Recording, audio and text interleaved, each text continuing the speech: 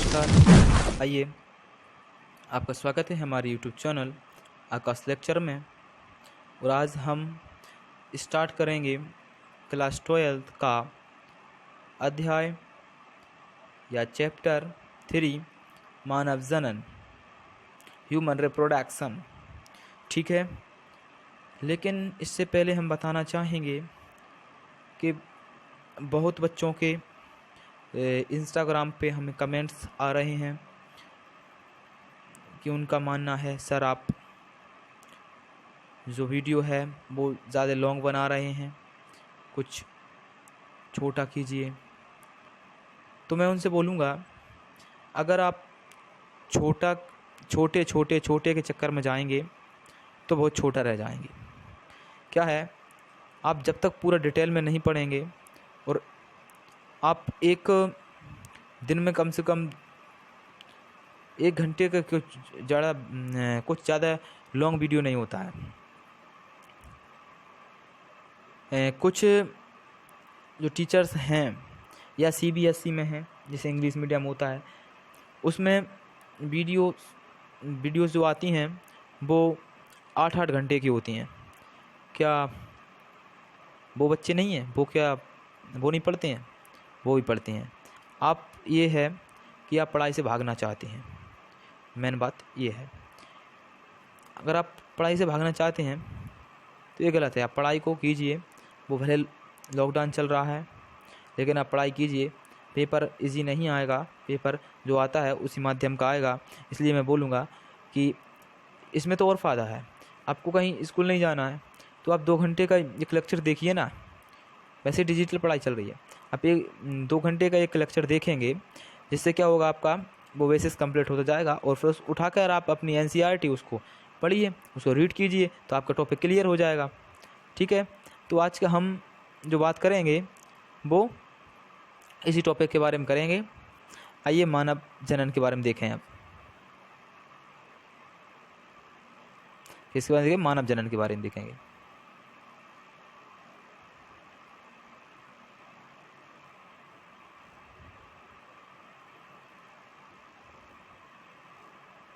तो चलिए हम प्रेजेंटेशन अपना करते हैं शुरू। तो लेकिन सबसे पहले आप ऐसा कीजिए, हमें टेलीग्राम पर आप ज्वाइन कीजिए हमारा ग्रुप, वहाँ से आपको पीडीएफ नोट्स मिलते रहेंगे। और इंस्टाग्राम पर आप हमको फॉलो कीजिए, जहाँ से हम प्रत्येक बच्चे के क्या होते हैं कमेंट्स पढ़ते हैं। यूट्यूब पे उतना टाइम नहीं मिलता है, इसलिए हम इंस्टाग्राम से देखते हैं कमेंट्स, और वहीं से हम आपकी जो भावना होती हैं, जिसे आप बोलेंगे, आपकी जो चॉइस होती हैं, जो आप कहना चाहते हैं, हम उसको भी सुनते हैं। ठीक है, तो आइए देखते हैं अपना आज का लेक्चर में आज क्या देखेंगे हम, वो देखते हैं। तो एक डायग्राम नज़र आ रहा है, देखिए इसको, और यही से आज हम करते हैं शुरुआत। इसमें इस लेक्चर छोटा सा है, इसमें हमने सिर्फ डायग्राम लिया है, डायग्राम सीरीज है और कुछ इसमें, लेकिन 5 जो बोर्ड के लिए 5 मार्क्स का क्वेश्चन ये क्लियर कराता है। ठीक है, ये आज का लेक्चर 5 मार्क्स का जो क्वेश्चन होता है उसको क्लियर कराता है। इसलिए मैं कहूँगा कि आप बिना किसी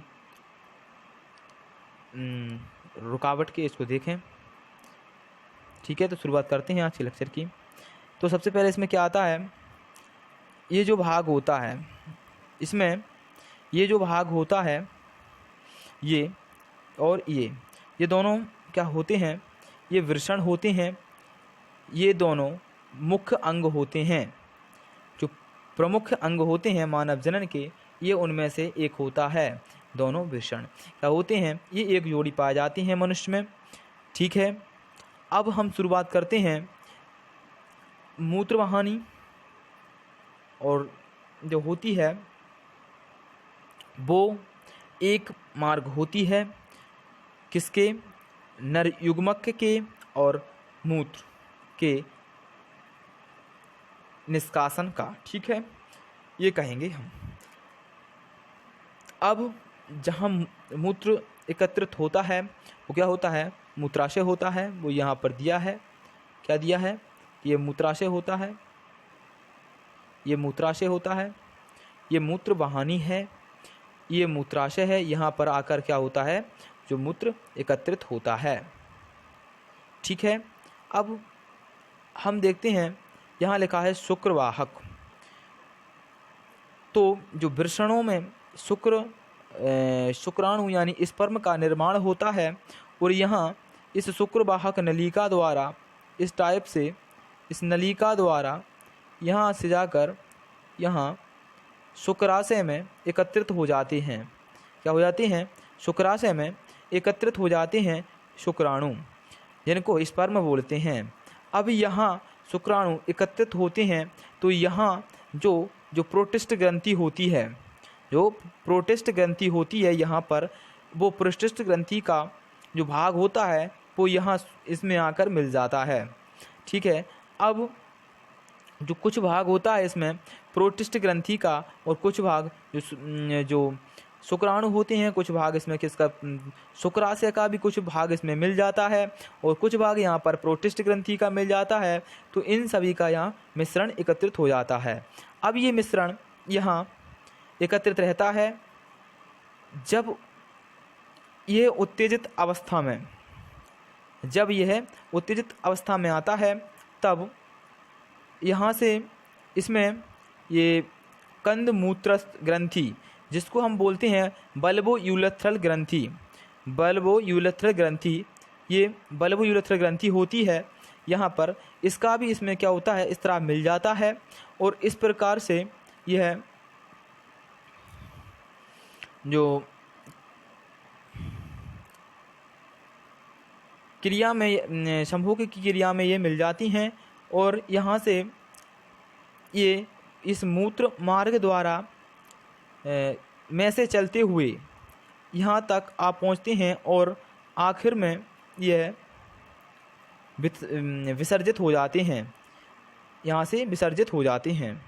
ठीक है, तो इसमें ये होता है, एक बार फिर देखेंगे, यहाँ से ऐसा नहीं है कि एक से बनता है, नहीं, यहाँ से भी यह जाते हैं शुक्राणु, और इस वाले से भी शुक्राणु जाकर यहाँ पर शुक्राशय में एकत्रित होते हैं। अब यहाँ एकत्रित होकर यहाँ इनमें शुक्राशय का द्रव्य जो होता है वो मिलता है, और शुक्रवाहक भी शुक्राशय का द्रव्य मिलता है, जो प्रोटिस्ट ग्रंथि होती है वो यहाँ पर इसमें मिलती है, और बल्ब यानी कंद मूत्रल ग्रंथि होती है, जो किसके संभोग की क्रिया में जे शिश्न को क्या बनाती है, उसको चिकना बनाती है। ठीक है, ये कंद मूत्र ग्रंथि होती है, वो यहाँ से ये मूत्र मार्ग में प्रवेश कर जाती हैं, और वहाँ से ये विसर्जित हो जाते हैं। अब ये मूत्र मार्ग जो होता है वो शुक्राणु तथा मूत्र दोनों का एक संयुक्त मार्ग होता है। ये क्वेश्चन बनता है कि मूत्र तथा शुक्राणुओं का जो एक संयुक्त नलिका होती है वह कौन सी होती है, तो वह कौन सी होती है, मूत्र मार्ग होती है वह नलिका। ठीक है, यहाँ तक हमने देखा। अब यहाँ क्या हैगा, इसमें सारा का सारा जो मिल जाता है, यहाँ से हम स्टार्ट करते हैं, यहाँ से हम स्टार्ट करते हैं। जो मिश्रण होते हैं इसमें एक जालिकावत जो क्या होता है, संरचनाएं होती हैं। वहीं पर जो इसमें क्या होता है, शुक्रवाहिका होता है, यहाँ अधिवृषण क्षेत्र होता है, यहीं पर शुक्राणुओं का निर्माण होता है अधिवृषण क्षेत्र में। अब अधिवृषण क्षेत्र से ये वृषक पालिकाएं होती हैं इसमें वृषण में, तो ये वृषण पालिकाओं से होता हुआ ये शुक्राणु होता है, ये शुक्रवाहक में पहुंच जाता है। अब ये शुक्रवाहक से ये पहुंचता है शुक्राशय में, और यहाँ से भी यही होता है, यहाँ से चलकर भी शुक्राशय में ये पहुंच जाता है। अब शुक्राशय में ये पहुंचता है, तब यहाँ इसमें शुक्राशय मिलता है आकर, प्रोटिस्ट ग्रंथि इसमें मिलती है आकर, और बल्ब यूरेथ्रल ग्रंथि इसमें आकर मिलती है। तो इनका जो मिश्रण होता है उसको हम क्या बोलते हैं, उसको हम बोलते हैं वीर्य, उसको हम वीर्य बोलते हैं। ठीक है, उसको हम वीर्य बोलते हैं। वही शिश्न के माध्यम से फिर यहाँ आता है, जब शिश्न उत्तेजित अवस्था में होता है तब वो इस मूत्र मार्ग से होता हुआ योनि में प्रवेश कर जाता है।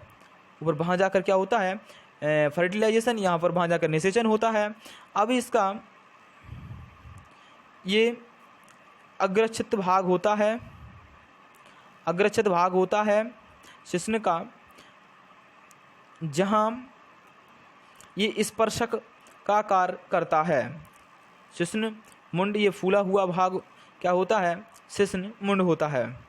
ठीक है, आप इस डायग्राम को अच्छे से याद कीजिए, क्योंकि ये कभी कभी 5 मार्क्स में सिर्फ डायग्राम अकेला ही आ जाता है। ठीक है, अब देखते हैं आगे क्या है। तो आगे ये क्वेश्चन आता है। अब इसमें क्या हैगा, वही क्वेश्चन हैगा, वो अनुप्रस्थ काष्ठ थी इसकी, और ये है इसकी श्रोणी क्षेत्र की आरेखीय काट है, वो अनुप्रस्थ काट थी। ठीक है, इसमें ये यहाँ से शुरू होता है मूत्राशय, यहाँ आकर जो मूत्र एकत्रित होता है। ठीक है, यहीं ये शुक्राशय होता है, यहाँ शुक्राणुओं का पोषण होता है तथा एकत्रित होते हैं। अब जो शुक्रवाहक नलिका होती है, यहाँ से शुक्राणु, ये वृषण से शुक्राणु शुक्राशय में पहुँचते हैं। अब शुक्राशय से होते हुए ये यहाँ से शुक्राणु यहाँ पहुँचते हैं और मूत्र मार्ग में आ जाते हैं। यहाँ से इसमें क्या होता है, जब यहाँ आते हैं तब इसमें क्या होता है, प्रोटिस्ट ग्रंथि का जो भाग होता है वो इसमें मिल जाता है। ठीक है, वो इसमें मिल जाता है यहाँ आकर, और यहाँ से होते हुए ये यहाँ शिश्न यानी लिंग में पहुँच जाते हैं, और लिंग से होते हुए शिश्न मुंड के रास्ते अग्रछद से यह बाहर निकल जाते हैं या योनि में प्रवेश कर जाते हैं। वहाँ जाकर क्या होता है, निषेचन की घटना होती है। ठीक है, अब इसका जो पीछे ये वाला भाग होता है, यहाँ मलाशय होता है, ये क्या होता है, शुक्राशय होता है, जहाँ पर शुक्राणुओं का भरण एकत्रण तथा भरण पोषण होता है।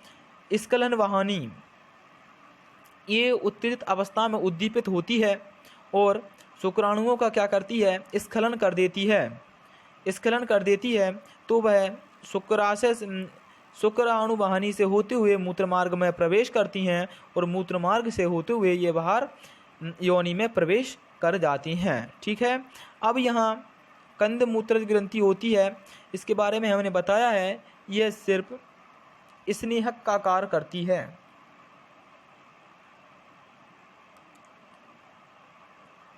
यह स्नेहक का कार्य करती है।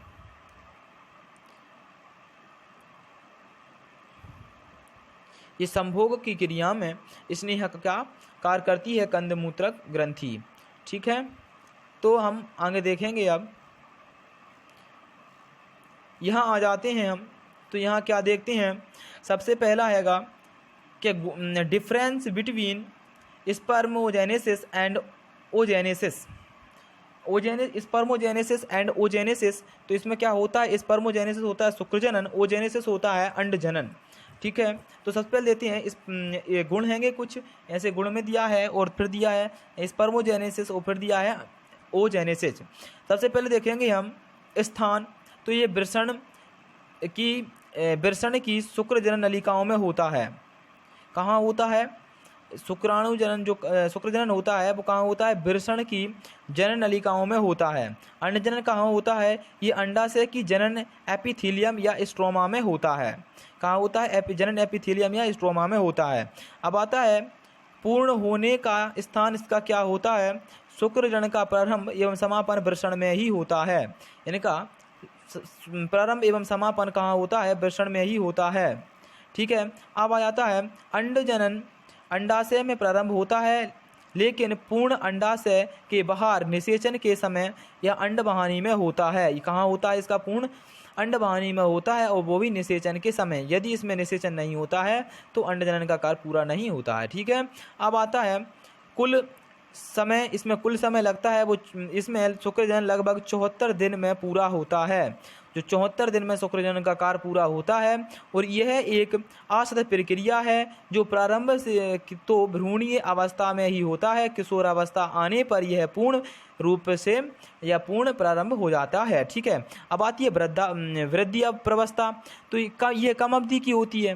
क्या होती है, जो शुक्राणु जनन होती है ये कम अवधि की होती है, लेकिन ये बहुत लंबी अवधि की होती है अंडजनन प्रक्रिया, ठीक है, क्योंकि ये बचपन से होती है लेकिन ये 74 दिन में पूरा हो जाता है, लेकिन ये भ्रूण अवस्था से ही प्रारंभ हो जाती है, ठीक है, क्या, अंडजनन, लेकिन जो शुक्रजनन होता है ये 74 दिन में पूरा होता है, ठीक है। अब आता है युग्मकों की संख्या। एक स्पर्मेटोगोनियम से 4 शुक्राणु बनते हैं। एक स्पर्मेटोगोनियम से कितने बनते हैं, 4 शुक्राणु बनते हैं एक स्पर्मेटोगोनियम से। अब इसमें क्या होता है, एक उगोनियम से केवल एक ही अंड बनता है, केवल एक ही अंड बनता है, इसमें एक स्पर्मेटोगोनियम से 4 शुक्राणु बनते हैं, ठीक है। अब आता है युग्मकों का आकार। शुक्राणु आकार में छोटे होते हैं।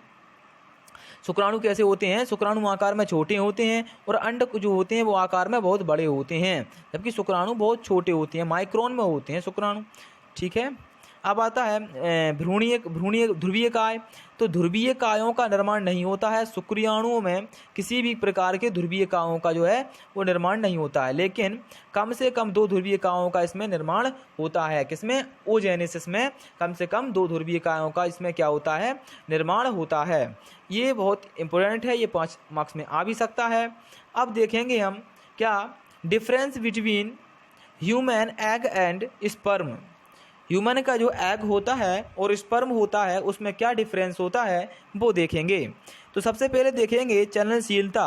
क्या देखेंगे, चलनशीलता। अब जो होता है स्पर्म, इसमें चलनशीलता होती है लेकिन एग में चलनशीलता नहीं होती है। देखेंगे, देखो शुक्राणु एक चल यानी कि मोटिल युग्मक होता है, पुच्छ सहित होता है, इसमें पुच्छ होती है। अंड कोशिका अचल होता है, नॉन मोटिल होता है। कैसा होता है, नॉन मोटिल होता है। अब आती है संरचना। तो शुक्राणु शरीर 4 भागों शीर्ष, ग्रीवा, मध्य खंड और पूंछ से मिलकर बना होता है। किससे बना होता है, पूंछ से मिलकर बना होता है। ये मान लीजिए एक हम परिपक्व शुक्राणु को बना देते हैं।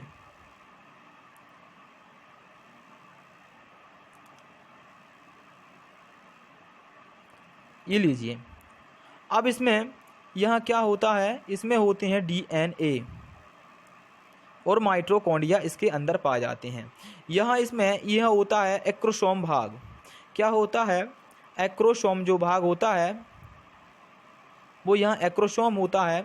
अब देखिए इसमें क्या होता है, ये इसका सिर भाग होता है, शीर्ष होता है। ये कौन सा भाग होता है भाई, ये शीर्ष वाला भाग होता है, और ये मध्य भाग होता है, और ये पुच्छ होती है, ये पुच्छ होती है। ये यही देखा है हमने यहाँ पर। क्या होता है कि यह है शीर्ष, ग्रीवा व मध्य खंड व पुच्छ से मिलकर बना होता है। ग्रीवा यानी इसकी गर्दन होती है। अब आता है वह आकार में गोल जिसमें एक और केंद्रक स्थित होता है, ठीक है। आकार में कैसे होते हैं, गोल, जिसमें एक और केंद्रक स्थित होता है। अब आती है कोशिका द्रव्य की मात्रा। तो बहुत कम मात्रा में परिधीय कोशिका द्रव्य का एक शीर्ष स्तर में केंद्र के चारों ओर पाया जाता है। इसमें बहुत कम मात्रा में जो क्या होता है, कोशिका जो द्रव्य होता है पाया जाता है। लेकिन एग में क्या होता है, बहुत अधिक संख्या में इसमें जो होता है कोशिका द्रव्य पाया जाता है। अब आता है सेंट्रियोल, इसमें उपस्थित होते हैं। सेंट्रियोल क्या होते हैं, इसमें उपस्थित होते हैं लेकिन इसमें अनुपस्थित होते हैं। जो सेंट्रियोल होते हैं इसमें भेदन के लिए उपस्थित होते हैं शुक्राणु में, स्पर्म में, लेकिन अंडाणु में ये नहीं होते हैं, ठीक है। अब आता है आवरण। देखो केवल कोशिका कला यानी सेल मेम्ब्रेन द्वारा ढका होता है। इसमें केवल सेल मेम्ब्रेन होती है, उसके अलावा इसमें कुछ भी नहीं होता।